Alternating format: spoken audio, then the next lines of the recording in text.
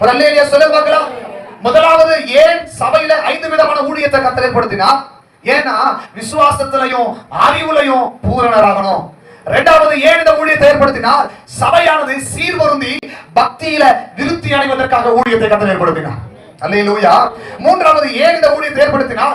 14வது வசனம் சொல்லுகிறது, நாம் இனி குழந்தைகளாயிராமல் மனுஷனுடைய சூதும் வஞ்சிக்கிறதுக்கு ஏதுவான தந்திரமுள்ள போதகமாகிய பலவிதமான காற்றினாலே அலைகளை போல அடிபட்டு அலைகிறவர்களாயிராம சத்தியத்தை என்ன பண்ணணுமா கை கொண்டு வளருவதற்காக. ஒரு ஆமென் சொல்லுங்க, ஒரு அல்லேலூயா சொல்லுங்களேன்.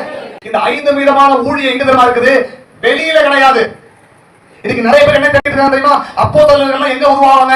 யாராவது வெளியில இருந்து வந்து ஒரு கிராமத்துக்கு வந்து ஊழியத்தை ஏற்படுத்தி அங்க சபையை கட்டிட்டு அப்படி போவாங்கன்னு நினைச்சிட்டு இருக்கிறோம். தீர்க்கதரிசிகள் எங்க வருவாங்க? எங்கயாவது ஒரு பெரிய ஊழியக்காரங்க ஒரு கூட்டத்தை நடத்திட்டு இருப்பாங்க. அங்க இருந்து ஒரு பெரிய தீர்க்க தரிசனம் வரும். யாராவது வெளியில இருந்து ஒரு ஊழியக்காரங்க வந்து இங்க உபதேசம் பண்ணும்போது ஒரு தீர்க்க தரிசனம் வரும்னு எதிர்பார்த்துட்டு இருக்காங்க. எங்க போதகர்கள் டீச்சிங் பண்ற ஊழியக்காரங்க யாராவது பைபிள் காலேஜ் வச்சிருப்பாங்க, அங்க இருப்பாங்க எதிர்பார்த்துட்டு இருக்காங்க. எங்க சபை நடத்தக்கூடிய மெய்ப்பர்கள் வருவாங்க, யாராவது வெளியில இருந்து வரும் எதிர்பார்த்துட்டு இருக்காங்க. ஆண்டவர் சொல்றாரு, இந்த சபையில தான் தீர்க்கதரிசிகள் இருக்கீங்க. எத்தனை பேர் ஆமென் சொல்றீங்க?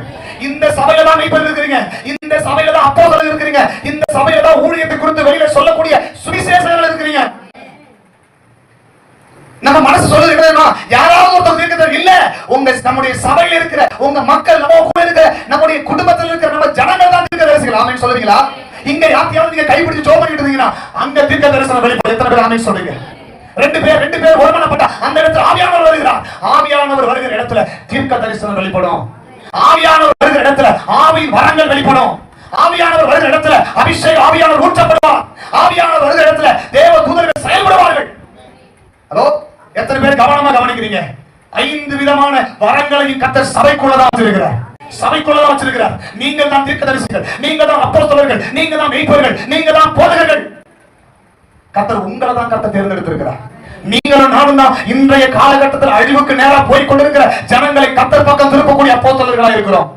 நீங்கள் நான் தான் விக்கிரக ஆராதனைக்கு அடிமையை கிடக்கிற கிராமங்களுக்குள்ள போய் அந்த விக்கிரகத்தின் கோட்டையை உடைத்து அங்க இருக்கிற பிசாசின் தந்திரங்களை நொறுக்கி அந்த திருச்சபைகளை சாதிக்கக்கூடிய மிகப்பெரிய அப்போஸ்தலர்களா இருக்கிறீங்க. எத்தனை பேர் ஆமென் சொல்றீங்கம்மா? எத்தனை பேருக்கு நான் சொல்றது புரியுதுங்க? கர்த்தர் உங்களை தான் வைத்திருக்கிறார். நீங்க எழுமணும். நான் சொல்றேன், ஒரு சேனை தேவனுக்காக எழுப்பி போராட வேண்டும். ஒரு சேனை கர்த்தருக்காக எழுமணும். ஒரு ஜெபிக்கக்கூடிய ஒரு நபர் எழுமணும். ஒரு ஜெப ஆவி உள்ள, ஒரு ஜெப வரமுள்ள, ஒரு தீர்க்க தரிசன வரமுள்ள ஒரு நபர் ஒரு சபையில எழுப்பி ஆயிடுச்சுனா, நான் சொல்றேன், இந்த கரூர் மாவட்டம் சீக்கிரத்துல கர்த்தருக்குள்ள வந்துரும் அப்படிங்கிறேன். எத்தனை பேர் ஆமென் சொல்றீங்க? கரங்களை தட்டி கர்த்தரை ஸ்தோத்திரம் பண்ணுங்க.